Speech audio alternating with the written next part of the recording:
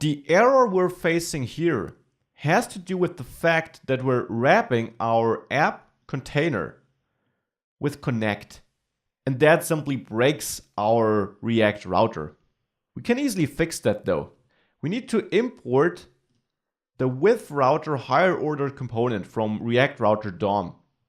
And if you got an error like this, which is always related to connect wrapping your component, which you also wanted to load with routing, and therefore this component doesn't receive your route props, you can simply wrap connect here with router, just like that.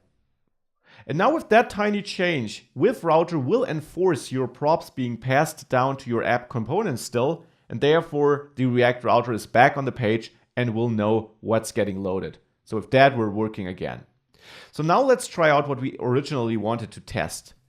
I'll log in here. That works fine. Now on Redux, we see we did log in successfully.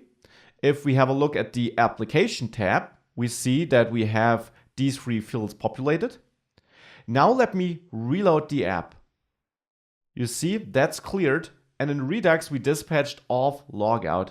So this is not working correctly. We are somehow reaching this line here in our auth action creator where we dispatch logout, or this one. We'll have to find out which one it is. So let's quickly debug this.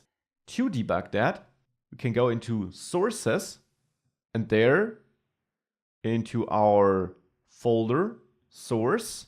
And let's dive into store actions, the auth file. So now we can place a breakpoint here in our auth check state function. Let's place one here where we check if we have a token.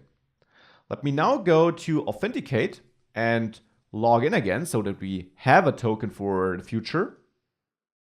And let's now reload the page.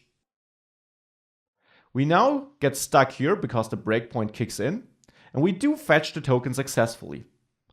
Let's now walk through that. We make it into that else block because we do have a token. But now we already see expiration date is a date object, so that looks fine. So expiration date here is in the future. And what happens here is then we go into that if block. And it makes perfect sense because I'm checking if expiration date is bigger than today's date or current date. And of course, I don't want to log out in this case because that's exactly the case where the token is valid. So this is a logical error, which we can fix thanks to debugging here. So what we have to do is revert this. We want to log out if the expiration date is smaller or equal, even though equal is very unlikely, to the current date. With that now, if we go back to the application, let's log in again. So let's quickly do that, sign in. And now let's reload the page. And now you can see that we have auth success here, but still followed by auth logout. So let's again debug this. Let's place a breakpoint here again to find out what's going wrong here. So I'll quickly add my code here, submit this, and now reload the app. We make it into this check here. And now if we step through that, we go into the else block and we do successfully log in. Now let's continue code execution. So why did we then log out here? It might be related to our check auth timeout function where we also dispatch logout. So let's also place a breakpoint here on dispatch logout to see if this gets triggered preemptively. So here, I'll now also, again, log in, reload the app. We reach the first breakpoint here. We can simply skip ahead. We know that's no problem. And indeed, we now reach the second one in set timeout. This shouldn't fire though. The issue probably is the expiration time we set up. So let's place a breakpoint on set timeout to reach the point where this timer is set. And let's continue for now. And let's try this one more time to find out which value is actually set up as an expiration time there, because that has to be the issue. So now, if we reload our app here, we can skip the first breakpoint. And now let's see the expiration time. It's -10. And it makes sense that this is -10. We got a couple of errors here. So let's continue for now and fix them. Let's also clear the second breakpoint. So what's our problem?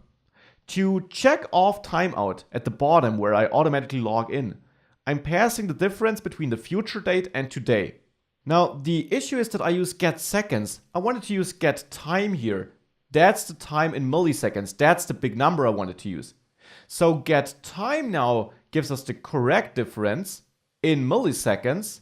Now, in our check off timeout function here, we then multiply it with 1000. Now that would become too big. So the value we pass here should be in seconds indeed. So I'll wrap this calculation here in parentheses and divide it by 1000, like this. So now let's see if that works. Let's go back to our application and let's place a breakpoint in check off timeout to see if we get a correct value now. With that, let me log in, hopefully one last time. It should then work. Submit. Let's have a look. Here it's 3600, which we're getting back from the server. We can't just skip. Interesting is what happens if we now log in. There we see expiration time. Makes sense. It's a little bit below 3600 because 10 seconds have passed. So now if we continue, we are of course logged in, as you can tell by the fact that we have the log out button. And we still have the local storage filled with our data. And that stays there if we log in it again and again. If we clear this, however, and we log in again, we're not logged in. So now we got that auto login functionality as long as we got a valid token which hasn't expired yet.